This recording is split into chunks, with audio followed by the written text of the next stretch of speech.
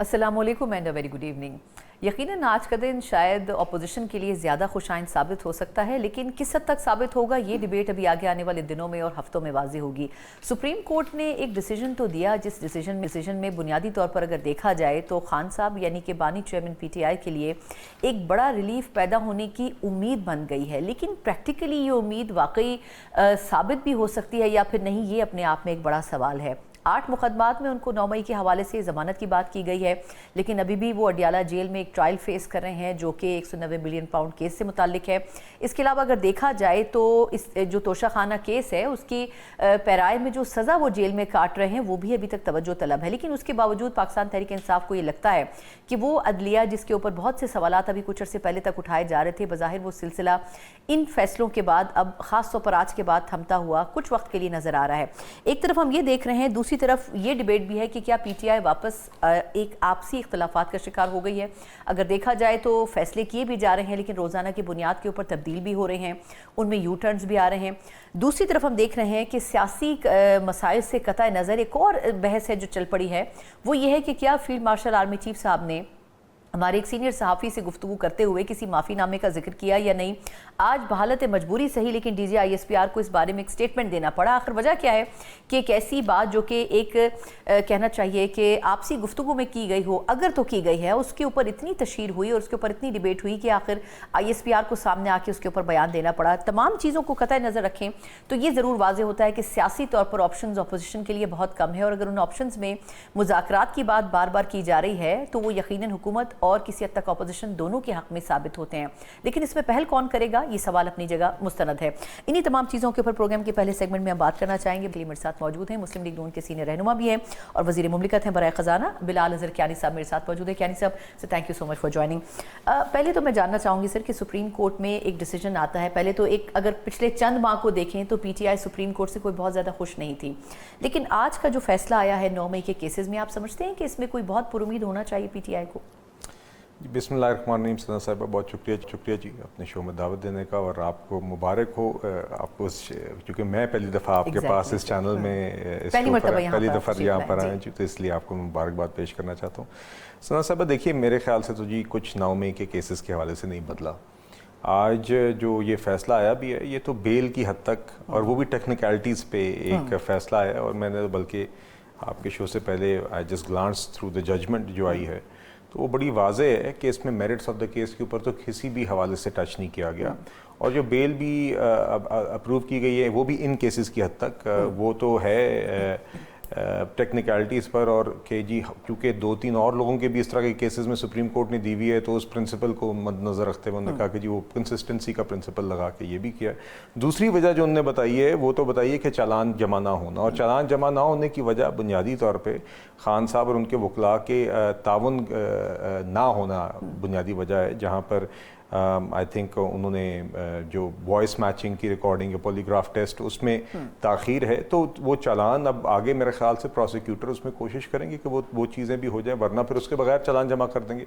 मगर बुनियादी तौर पे ये टेक्निकलिटीज़ पर ये फ़ैसला आया है, और इससे 2 चीज़ें मैं वाज़े कर देना चाहता हूँ। एक जो उनके 190 मिलियन पाउंड की कन्विक्शन है, जो जुर्म की सज़ा है, जिसमें सज़ा भी हो गई है, जो उन्होंने जुर्म किया भी है, जिसमें उन्होंने अवाम के 190 मिलियन पाउंड जो UK की नेशनल क्राइम एजेंसी से आए थे, उन्होंने काबीना का फ़ैसला करके एक शख्स की जेब में वापस डाल दिए जो आवाम पर लगने चाहिए थे, वो फैसला अभी तक कायम है। और 9 मई की ट्रायल उनकी अभी मेरिट के ऊपर होना बिल्कुल भी उस पर फैसला भी, कि अभी 7 केसेस अभी और भी बाकी हैं उनके 9 मई से रिलेटेड। जी मेरे ख्याल से जी मैं तो, मगर देखिए बुनियादी बात सना साहबा ये है कि 9 मई हुआ, या तो कोई कहे कि 9 मई नहीं हुआ, खान साहब की गिरफ्तारी होती है, खान साहब की जमात के सीनियर लोग शहर शहर में उन्हीं की जमात के कारकुनान को लेके, उन्हीं की जमात के झंडे उठाकर पेशावर, रावलपिंडी, लाहौर, सियालकोट, मियांवाली, चकदरा, इन सब जगहों पर ये लोग बाहर निकलते हैं और एहतजाज के नाम पर हर जगह पर फौजी इमलाक पर हमले करते हैं। अब आप जब इनको कन्फ्रंट करते हैं तो वो कहते हैं ये तो जी एनार्की थी, ये हमने नहीं किया। एक शहर पे एक जगह पे होता तो आप कह सकते हैं कि तो ऐसा किया नहीं। और ये देखिए अनलेस ये कोऑर्डिनेटेड और प्लान्ड हो, ऐसा नहीं हो सकता कि 5-6 शहरों में इत्तेफाक हो कि 5-6 शहरों में फौजी इमलाक पर ही हमला हो। कि रावलपिंडी में GHQ पर ही हमला हो, लाहौर में जिन्ना हाउस पर ही हमला हो, तो 9 में तो हुआ और ये जुर्म तो अपनी जगह है और उसकी ट्रायल की फैसला, उसकी ट्रायल की कंप्लीशन अभी खान साहब के केस में अभी बाकी है। ये सिर्फ टेक्निकलिटीज़ पे बेल के ऊपर फैसला आया, इससे हरगिज़ भी मेरे ख्याल से किसी को ये नहीं समझना चाहिए कि उनके 9 में के जराइम के अंदर किसी भी हवाले से ये कोई उनके लिए कोई पॉजिटिव आउटकम है। सिर्फ टेक्निकलिटीज़ के बुनियाद पर एक बेल का एक फैसला है और उनकी जो अदरवाइज कैद है वो 190 मिलियन पाउंड के केस बशमूल और केसेस के 190 मिलियन पाउंड के केस में कन्विक्शन में जेल में कैद है। तोशा खाना का जो डिसीजन है उसमें कैद है, लेकिन आप कह रहे हैं एक लंबा सफर बाकी, एग्जैक्टली यही बात हो रही है। अच्छा, आपके ख्याल में एक और मसला भी दरपेश है, क्योंकि ऑब्वियसली आप गवर्नमेंट को रिप्रेजेंट कर रहे हैं और अपोजिशन आपके सामने एक ही है बुनियादी तौर पर, बड़ी जमात के तौर पर। ये जो एक कन्फ्यूजन की फिजा, आपको क्या लगता है कि सिर्फ अगर लीडर ना हो, क्योंकि नवाज शरीफ साहब कई मरतबा नहीं मौजूद रहे, कभी सऊदी अरब में रहे, इससे पहले भी उनको कई मरतबा हटाया गया, लेकिन पार्टी ने उस तरह वो गलतियां नहीं की डिसीजन मेकिंग में।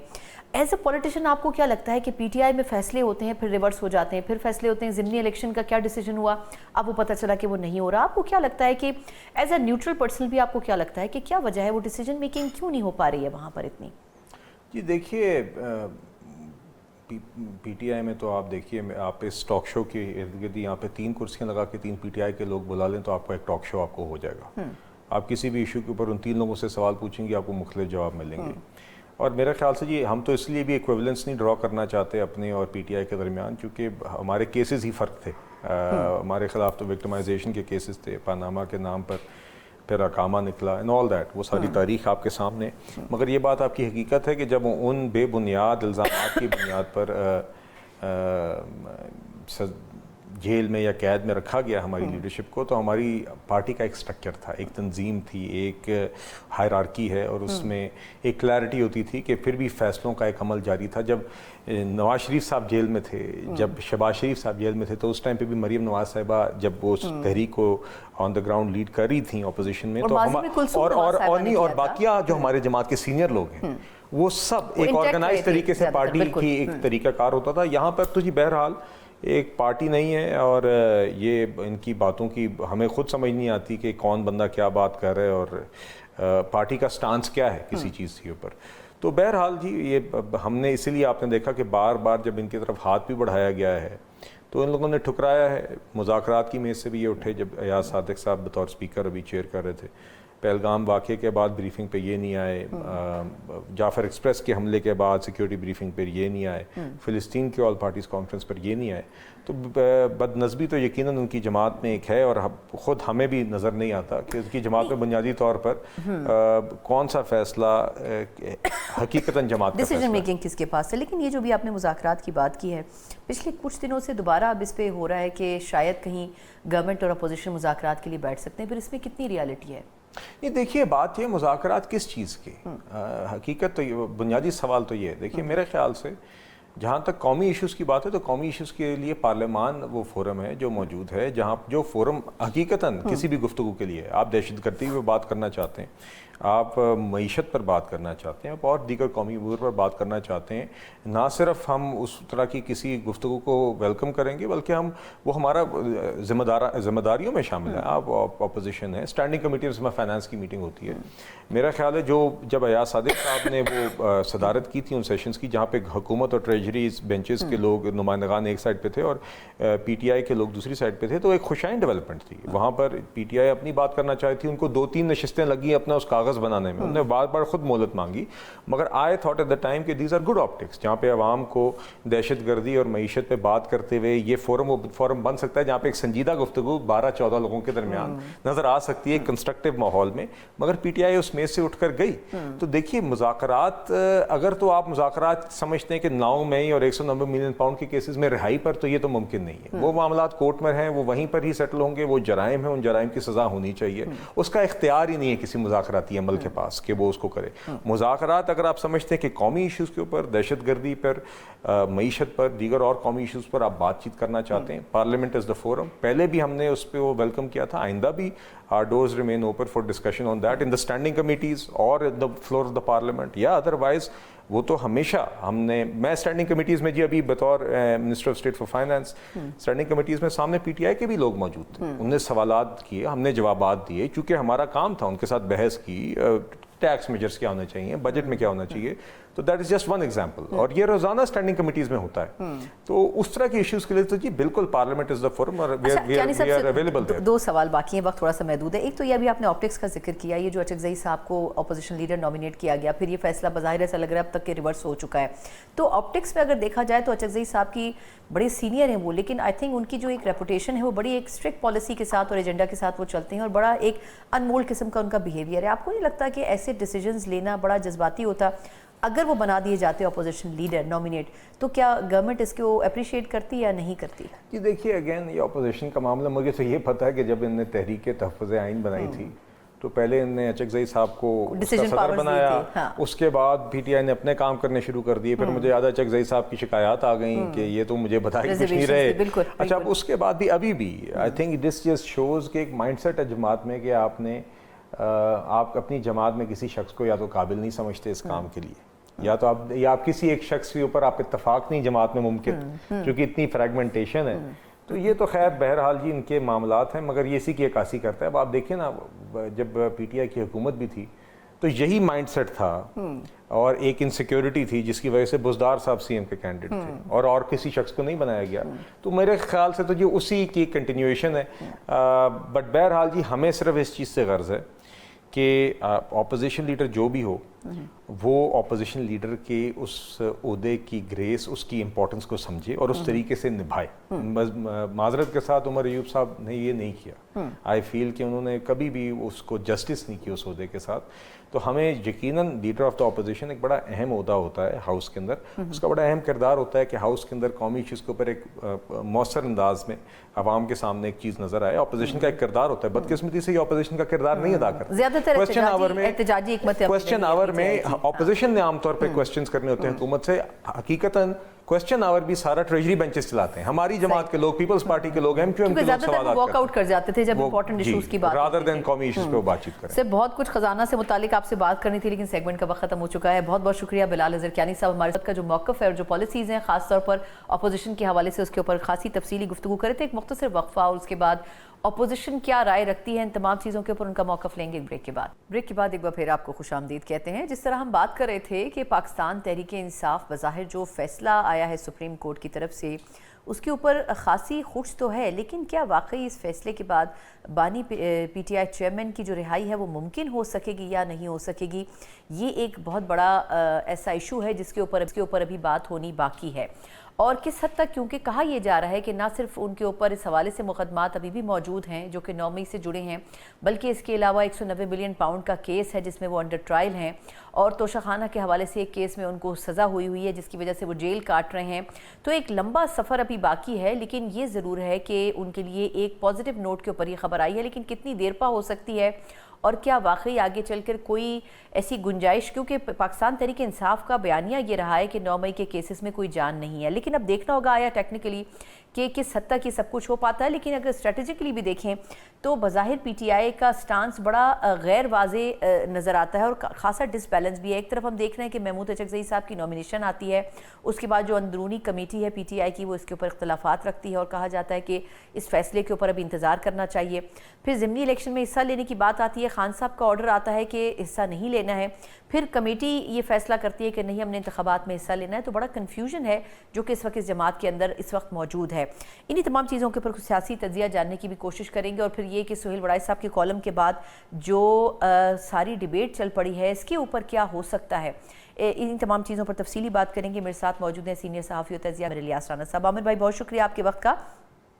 आमिर भाई पहले तो ये बताएगा कि ये जो 9 मई की 8 मुकदमात में ज़मानत हुई है खान साहब की, क्या कहेंगे? क्या वाकई आपको लगता है कि खान साहब के लिए रिहाई का रास्ता आसान हो गया है? इस केस में जो बुनियादी बात थी वो ये थी कि जी अभी तक फर्द जुर्म आयद नहीं हुई और ना ही चालान पेश हुआ है। ज़रा चालान पेश होगा तो फर्द जुर्म आयद होगी। लेकिन जो लाहौर से प्रोसिक्यूटर आए थे उनका था कि चूंकि इमरान खान ने पॉलीग्राफिक टेस्ट नहीं कराया, जिसकी बुनियाद पे हम आगे नहीं चल सके। और मैं आपको खबर बता दूं कि इस वक्त तकरीबन 7 से 8 केस डिस्ट्रिक्ट पिंडी के ऐसे हैं जिसमें इमरान खान जुडिशल हो चुके हैं और उनकी जमानत अब तक अप्लाई नहीं हुई है। जो सलमान सफदर साहब कह रहे थे कि अब सिर्फ 190 मिलियन पाउंड का केस रह गया। तो मैं आपको हकायक बता दूं, 7 केसेस ऐसे हैं जिसमें जुडिशल में हैं वो और जमानत अप्लाई नहीं हुई। इनमें से 2 एक ऐसे भी हैं जिनमें चालान पेश हो चुका है, और एक केस ऐसा भी है जिसमें कुछ वर्कर्स को 6 महीने की सजा हुई है, और एटीसी कोर्ट की अपील 15 दिन में होनी होती है, और वो भी नहीं हुई, और वो फाइनल सजा हो चुकी भी, और इमरान खान साहब को उसके अंदर मरकजी मुलजिम गर्दाना गया है। अच्छा, एक और पहलू भी है, ये फरमाएगा कि एक हमने कॉलम देखा और फिर उसके बाद उस कॉलम की एक्सटेंशन देखी। सोहेल बड़ाई साहब हमारे बड़े सीनियर, हम सब उनकी बड़ी रिस्पेक्ट करते हैं। आप क्या समझते हैं कि बज़ाहिर तो ऐसा लग रहा था कि वो एक गुफ्तगू है जो उस पर उन्होंने अपना एक ज़ाती एनालिसिस जो है वो दिया, लेकिन उसके ऊपर जिस तरह माहौल पूरा बना पाकिस्तान में, टीवी चैनल्स पे हमने आपने हम सब ने बात की, फिर उसको पे ISPR को वजाहत भी देनी पड़ी। तो आप क्या समझते हैं सर कि क्या वाकई इस पे कोई माफ़ीनामा या इस किस्म की बात हुई होगी? गैर रस्मी गुफ्तगू का तो कोई भी नतीजा अखज़ किया जा सकता है। हमारे वड़ा साहब हैं, उनने ये लिखा, ये जिम्मेदारी उन पे है। तरदीद कर दी ISPR की, ये वो जाने, लेकिन तरदीद बहुत लेट आई है। अगर इसको तरदीद करनी चाहिए थी मेरे हिसाब से जैसे आई थी। हाँ, एजेंडा सेटिंग फिर उनके इदारे ने की, हेडलाइन चलाई, सारा दिन उस पर बेचा, और फिर प्रोग्रामात शुरू किए। नतीजतन वो सारे मुल्क में फैल गई बात। देखिए, खाने की टेबल पे बात हुई है, जो लोग वहां मौजूद थे, तो वो बराह रास्त इंटरव्यू तो नहीं था। तो लेकिन चूंकि तासुर बना, मेरे हिसाब किताब में इसको फौरन डैमेज को, अगर समझते हैं कि डैमेज हुआ है, गलत खबर चली है, तो फौरन वजाहत आनी चाहिए थी। इतने हफ्ता गुजरने के बाद देने की मेरी समझ से बाहर है कि ये क्यों हुआ काम। ISPR तो फौरन वजाहत भी जारी करता है, चीजों को कह देते हैं कि इसको प्लीज स्टॉप करें, हमने नहीं कही, बात रुक जाती। लेकिन चूंकि अब आ गई है, तो आप और हम भी डिस्कस कर रहे हैं इस बात को। तो सोहेल वड़ाई साहब का मौकफ अगर कोई इससे मुख्तलिफ है तो वो जारी करें, अपना ट्वीट वो करते हैं। तस्वीरें अब भी उन्होंने कल भी डाली हुई है, आज भी पेरिस की डाली हुई है। वो हसीन शामों में वहां पे बिजी हैं, जिसकी वो तस्वीर डालते हैं कि जनाब मैं बड़ा देख रहा हूँ मजे से। हम भी जो करते हैं, ज़ाहिर साफी जाते हैं, चीजें देते हैं। तो अब ये तो उन दोनों के दरमियान है, मैं तो तबसरा नहीं करता। बिल्कुल ठीक है। अच्छा, अब थोड़ा सा एक और पहलू भी आमिर भाई, वो ये कि ये जो पाकिस्तान तहरीक इंसाफ ने हिकमत अमली बदलने की कोशिश की थी, महमूद अचकज़ई साहब और आज़म स्वाति साहब ऐसे खान साहब की कोई ख़ास गुड बुक्स में बज़ाहिर महसूस नहीं होते, लेकिन इन दोनों की नॉमिनेशंस और फिर उसके बाद इस फैसले को होल्ड किया जाना, आप क्या समझते हैं कि फैसला सोचकर नहीं किया जाता या उस पर पार्टी एक पेज पर नहीं है? देखिए, पार्टी तो बिल्कुल, मैं जैसे मैंने अभी आपको बताया, बहुत सारे लोग दोनों में अपोजिशन लीडर के लिए मुतमन्नी थे, क्योंकि एक फेडरल मिनिस्टर के बराबर मराहत होती है उसके अंदर, कोई सिंगल छोटी मोटी कहानी नहीं होती। आप मिनिस्टर कॉलोनी में भी रह सकते हैं, आपको सारी मराहत मिलती हैं, और फिर एक नाम भी होता है कि लीडर ऑफ द अपोजिशन। बहरहाल खान साहब ने 2 मुतजाद उनकी तरफ से नामजदगियां आई हैं। एक तरफ जहां खुद मशकूक करैक्टर का हामिल PTI के अंदर आदम स्वाति साहब को करार दिया जाता है, वहीं जिस हवाले से मशकूक हैं, उस हवाले से वो सख्त मौकफ रखने वाले महमूद अचकज़ई को अपोजिशन लीडर बना रहे हैं।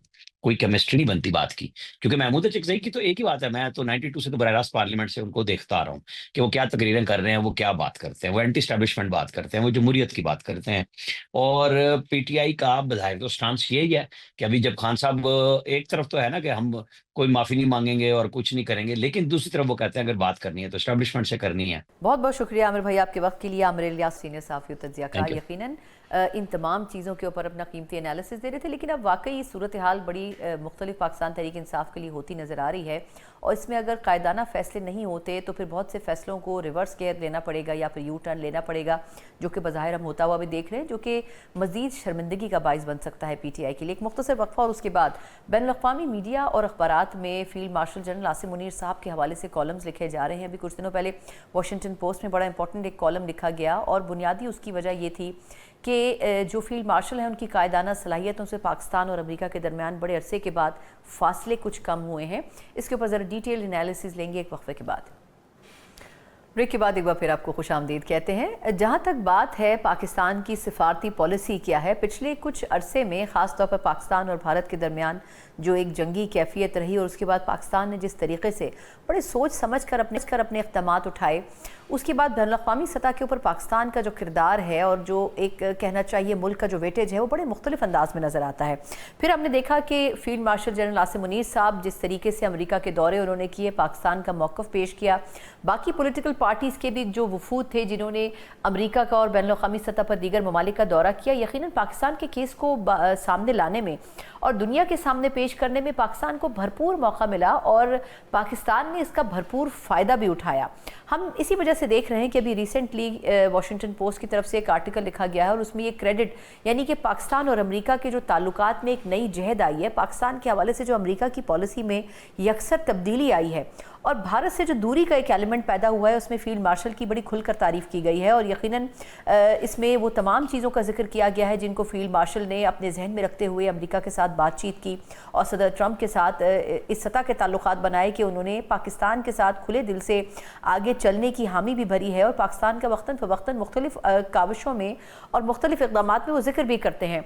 यकीनन इसका क्रेडिट उनको दिया जाना चाहिए और ये उनकी सिफारतकारी है जनरल आसिम मुनीर साहब की, जिसकी अब बैनुल-अक़वामी सतह के ऊपर पजीराई भी हो रही है। लेकिन पाकिस्तान किस हद तक इसका फ़ायदा भरपूर तरीके से आगे आने वाले वक्त में भी उठा सकता है, थोड़ा सा इसके ऊपर भी बात करना चाहेंगे। मेरे साथ इस सेगमेंट में इस बारे मौजूद हैं सीनियर दिफाई तज्ज़ियाकार हैं major general retired Zahid Mahmood साहब। जाहिद साहब, बहुत शुक्रिया आपके वक्त का।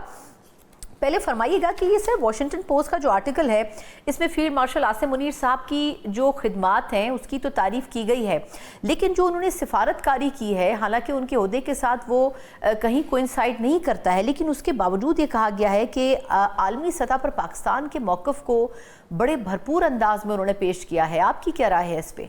बिस्मिल्लाहिर्रहमानिर्रहीम, thank you very much for the invite.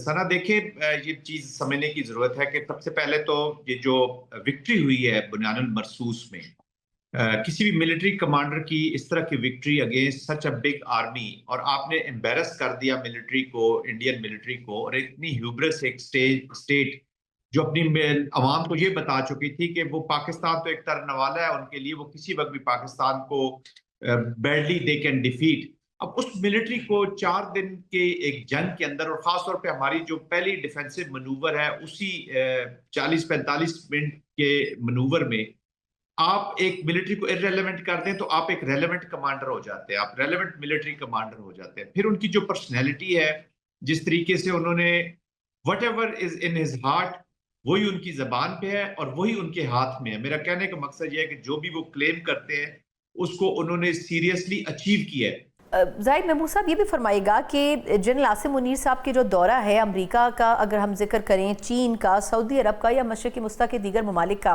आप क्या समझते हैं कि उन तमाम दौरों के बाद पाकिस्तान के अब इन ममालिक से ताल्लुकात जो हैं वो किस नई जहद पर आपको नज़र आते हैं? देखिए, अल्हम्दुलिल्लाह पाकिस्तान और चाइना का जो स्ट्रेटेजिक रिलेशनशिप है उसको तो आप उसका कोई नेमोल बदल नहीं हो सकता जी। दैट इज वेरी इंपॉर्टेंट और हमारे लिए बड़ा क्रिटिकल भी है इस चीज को समझना। और दूसरी बात यह है कि अमेरिका के साथ भी पाकिस्तान का जो अभी ताल्लुकात चल रहे हैं उसमें आप देख रहे हैं कि उसमें गर्मजोशी आ रही है, वो पहले से ज्यादा इफेक्टिव हो रहा है और उसके बीच में पाकिस्तान का रेलेवेंट हुआ है, पाकिस्तान उनकी स्टोरी में फिगर आउट हो रहा है, उनकी नीड्स में फिगर आउट हो रहा है, स्ट्रेटेजिक पार्टनरशिप में फिगर आउट हो रहा है। दो कि अभी तक उनके साथ ताल्लुकात तो हमारे उस स्ट्रेटेजिक लेवल पे नहीं है, बट आहिस्ता आहिस्ता आगे चलकर जब आप उनकी स्टेक्स क्रिएट कर देंगे तो ऑफ कोर्स ये चीजें इंप्रूव होंगी। जाहिद महमूद साहब, क्या हम ये कह सकते हैं कि जनरल आसिम मुनीर साहब ने अपनी जो मुल्क की फॉरेन पॉलिसी थी उसको मिलिट्री पॉलिसी में कन्वर्ट करके एक नई जहद मुतारिफ करवाई है और एक नया रास्ता मुतय्यन किया है पाकिस्तान के मुस्तकबिल के लिए? जी ऑफ कोर्स। देखिए ना सना, हमें समझने की जरूरत है कि आप जब प्रेसिडेंशियल, एक मैं आपको छोटी सी मिसाल देता हूँ, जब प्रेसिडेंशियल इलेक्शन हो रहे थे अमेरिका के बीच में तो पाकिस्तान कहीं फिगर आउट नहीं हो रहा था। Even post presidency white house occupation, जब प्रेसिडेंट ट्रंप वहां पे पहुंच गया तो उसके बाद भी आप देख रहे हैं कि पाकिस्तान कहीं फिगर आउट नहीं हो रहा। तो it is the military application जो पहले पाकिस्तान ने की, उसने भी रेलेवेंट किया। उससे पहले पाकिस्तान आर्मी के, मिलिट्री के, इंटेलिजेंस के और सेंटकॉम के आप हमारे जो तल्लुकात चल रहे थे वो बहुत इंप्रूव्ड हालत में। एंटी टेररिज्म जो हमारी कैंपेन है, खासतौर पे अफगान कॉन्टेक्स्ट में, हमने ISIS का एक टॉप टेररिस्ट उनके हवाले किया, आपको याद होगा। फिर जनरल कुरेला की जो स्टेटमेंट आई, कमांडर सेंटकॉम की, जो अभी रिटायर हो गए हैं, जब इन्होंने स्टैंडिंग कमेटी में, डिफेंस स्टैंडिंग कमेटी में अपना बयान दिया, तो ये चीजें रिफ्लेक्ट करती है कि मिलिट्री टू मिलिट्री एस्टेब्लिशमेंट थी और फील्ड मार्शल मुनीर के टाइम में हो रही थी। तो उसको अभी फिर व्हाइट हाउस पे फील्ड मार्शल का बुलाया जाना और लंच के ऊपर, जो प्राइवेट लंच था, तो this is a big thing, ये कोई आम बात नहीं है। तो of course military to military diplomacy के अलावा इसको मैं समझता हूँ कि ये स्टेट टू स्टेट डिप्लोमेसी में इसने बहुत अहम किरदार अदा किया है। सर, ये भी फरमाएगा कि इस आर्टिकल में जिस तरीके से उनकी कायदाना सलाहियतों का जिक्र किया गया है, तो फॉरेन पॉलिसी के मुहाज के ऊपर तो पाकिस्तान को फ़ायदा पहुंचा है, लेकिन आप क्या समझते हैं कि सियासी तौर पर और मईशत के हवाले से भी पाकिस्तान को इससे बहुत ज़्यादा फ़ायदा उठाने के मौके मिलेंगे? देखिए जी, जब परफॉर्मिंग कंट्री इसी को बोलते हैं कि आपके एक्सटर्नल डायनामिक्स आपके इंटरनल डायनामिक्स को इम्प्रूव करें, और इंटरनल डायनामिक्स का बेहतर होना बहुत जरूरी है to improve upon the external dynamics. कोई भी फॉरेन पॉलिसी जो है वो डोमेस्टिक सिचुएशन से अलग नहीं हो सकती, और कोई भी इफेक्टिव डिप्लोमेटिक मनूवर जो बाहर होती है वो हमेशा आपके इंटरनल चीजों को स्ट्रेंथन करती है। तो it is complementing each other. तो यही चीज इस कॉन्टेक्स्ट में हुई है। ऑफ कोर्स अगर आपकी वाइब्रेंट मिलिट्री होगी, वाइब्रेंट परफॉर्मिंग पाकिस्तान होगा, तो बाहर के लोग आपको कदर की न सिर्फ निगाह से देखेंगे, but they would like to connect with you.